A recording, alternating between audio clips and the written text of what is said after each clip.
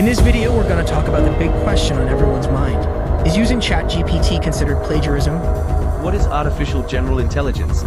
Artificial general intelligence, or AGI. Plagiarism is to use a plagiarism checker. There are a bunch of them available online, both free and paid. To a functional gym. For more on that later.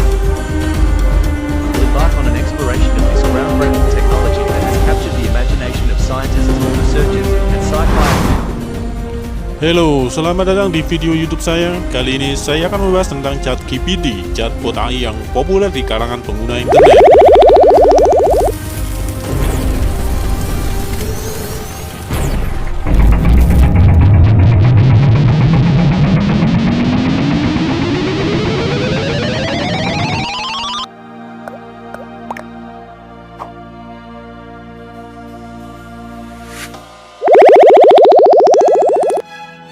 ChatGPT adalah chatbot yang menggunakan teknologi generatif pre-trained transformer atau GPT untuk menghasilkan percakapan yang alami dan menarik dengan manusia.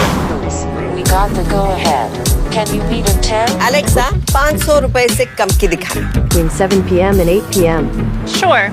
Alright, I'll call to book under your name and phone number and Namun, apakah ChatGPT benar-benar sehebat yang diklaim? Apakah ada risiko dan masalah yang tersembunyi di balik kemampuan chatbot ini? Bagaimana pengguna bisa melindungi diri mereka dari plagiarisme dan masalah keamanan yang mungkin timbul akibat menggunakan ChatGPT? Simak video saya sampai habis untuk mengetahui jawabannya.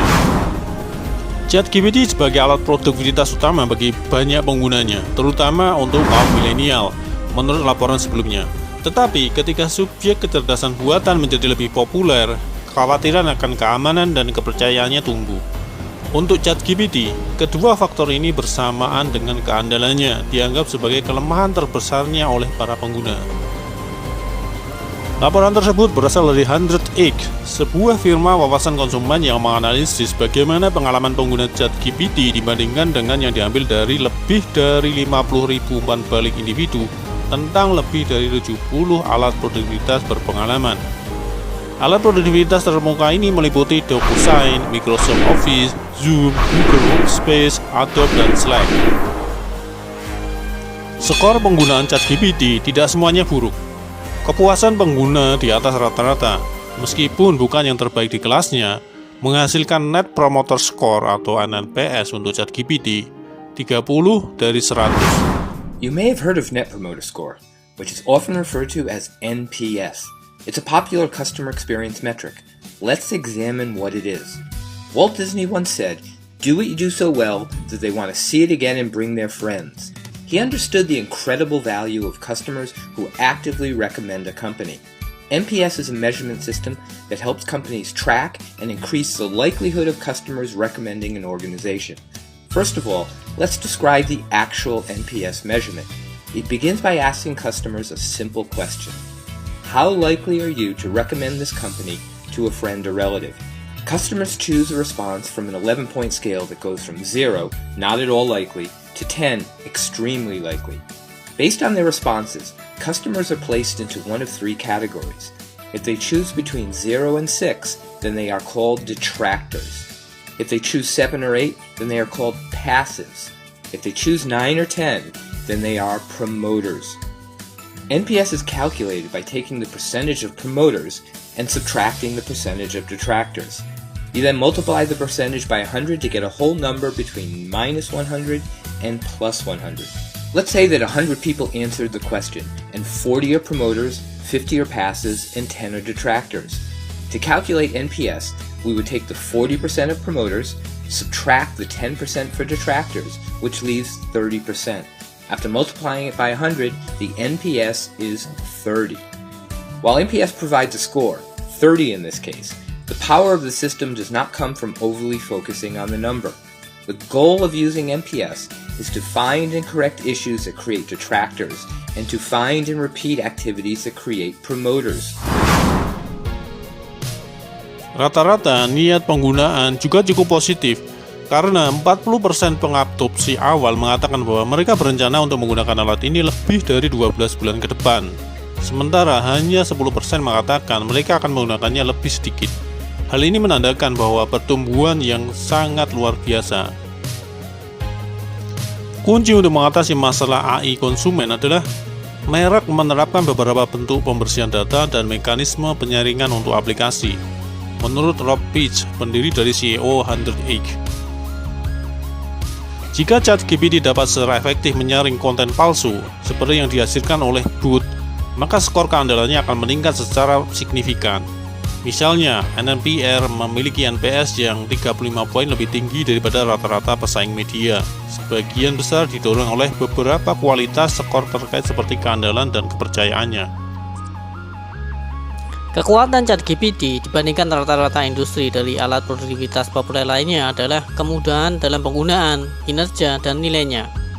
Kesuksesan ini membuat OpenAI, perusahaan yang menciptakan AI chatbot, menyediakan plugin dari API untuk bisnis yang ingin menggabungkan teknologi mereka ke dalam bisnis mereka. Namun, saat pengguna menggambarkan keraguan terbesar dengan ChatGPT, ada 3 hal yang menonjol: keandalan, keamanan, dan kepercayaan. Is ChatGPT safe to use? What's their privacy policy? So OpenAI, the company that runs ChatGPT, it does collect all of the information that you type into that box. So do not put your personal information into ChatGPT without knowing that they have access to it. OpenAI has a lot of algorithms and humans that are looking through all of the data that we've been entering into it these last few weeks. Now, the reason they're looking at it is to learn more about how the system's behaving, taking some of that data for the next iteration that they will train it on, but also just to check that what you're typing in actually complies with their policy. And this is an iterative process, so you might be able to put something into ChatGPT today because it's so new and it will prompt a response, but later they might determine that that was against the privacy policy, so just be careful what you're putting in. Dibandingkan dengan perangkat lunak produktivitas lainnya, ChatGPT memimpin sentimen negatif pada kepercayaan dan keamanan. Karena komentar ilustratif dari pengguna yang berbeda menyebutnya terlalu mudah digunakan orang untuk plagiarisme, dan ada beberapa siswa yang menggunakan ini untuk membantu menyelesaikan tugas-tugas di rumah. What is plagiarism? Plagiarism is defined as representing the work of another as one's own, but this is kind of vague, and I've discovered that many students enter my class without having a real understanding of what it means to plagiarize. I found this explanation of plagiarism from the University of Arizona to be one of the most clear. According to the U of A website, there are basically 3 kinds of plagiarism. 1. Using another person's exact words without including quotation marks and citation.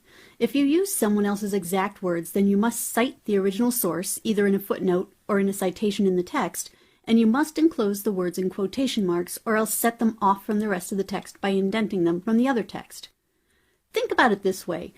What if you didn't have a car but you needed one, so you just stole someone else's car and said that it was yours? That would be theft, plain and simple. Aren't you doing exactly the same if you steal someone else's words and use them verbatim as though they were your own? 2. Using another person's words but changing some of them or rearranging them. This is plagiarism even if the source is cited. In this case, you don't have a car, so you take someone else's, but you change the color or the hubcaps or put some racing stripes on it and say that it's your car. Isn't it still theft? A related type of plagiarism that I see quite often is patchwork plagiarism, where students copy or paraphrase from multiple sources. If you own a chop shop and you take stolen pieces from a number of different cars and put them together to make one vehicle, isn't the car stolen? 3. Summarizing or paraphrasing another person's words without citation. If you use what someone else has written, but you describe it or summarize it in your own words, then you don't need to enclose it in quotation marks, but you still must provide a citation to the original source, either in a footnote or directly in the text. This is probably one of my toughest challenges because students don't actually think that they're plagiarizing. I often have to pose the question, okay, which parts of this are your original ideas in writing? In other words, if you take away all of the parts of the car that were not your own, would there even be a car? Di satu sisi, membandingkan ChatGPT dengan chat yang sudah ada dapat menjadi peluang besar, karena harus menghilangkan beberapa masalah utama terkait keandalannya, menurut Peach kepada ZDNet. Misalnya, jika alat Microsoft Office saya dapat menganalisis data saya sendiri untuk meningkatkan produktivitas dan menghemat waktu di dalam sebuah hambatan-hambatan besar, maka beberapa masalah privasi akan cepat terselesaikan. Itulah mengapa Microsoft dan ChatGPT yakin mereka akan dapat membebankan biaya tambahan $30 per bulan kepada para pengguna. Dan itu sebuah jumlah uang yang sangat mengejutkan. Sebuah studi yang dilakukan oleh Cryptomaniacs.com pada bulan Maret memperingatkan tentang meningkatnya ketidakpercayaan chatbot AI seperti ChatGPT, menjelaskan bahwa pencarian Google untuk apakah ChatGPT aman telah tumbuh sebesar 614% sejak peluncuran bot pada bulan November. Karena teknologi AI seperti ChatGPT terus berkembang dan berintegrasi ke dalam kehidupan kita, sangat penting untuk mengatasi masalah keamanan yang akan muncul. Menurut juru bicara Cryptomaniacs, lonjakan pencarian ini menyoroti perlunya pendidikan publik yang lebih besar dan transparansi seputar sistem AI dan potensi resikonya. Lalu, siapakah orang-orang yang akan menyukai GPT? Lepas dari masalah ketidakpercayaan dan tidak dapat diandalkan. Dan menurut laporan 100egg, lebih dari 35% pengguna cenderung terus menggunakan dan akan mempromosikan ChatGPT berusia di bawah 40 tahun, sementara hanya 24% pengguna berusia di atas 40 tahun. Cara ChatGPT mendekati umpan balik pelanggan pada awalnya akan memainkan peran besar tidak hanya dalam persepsinya, tetapi juga dampaknya terhadap masyarakat, menurut Pace. Demikianlah video saya tentang ChatGPT, chatbot AI yang populer namun juga berisiko. Semoga video ini bermanfaat dan memberikan kalian wawasan baru tentang dunia chatbot. Jika kalian memiliki saran atau pendapat tentang ChatGPT, silahkan tulis di kolom komentar di bawah. Saya akan mencoba menjawab sebanyak mungkin. Jika kalian suka video ini, tolong beritahu teman-teman kalian dan bagikan di media sosial kalian. Jika kalian ingin melihat video-video saya yang lain tentang topik-topik menarik, silahkan kunjungi channel saya dan klik tombol subscribe. Terima kasih sudah menonton dan sampai jumpa di video berikutnya. Selamat jumpa.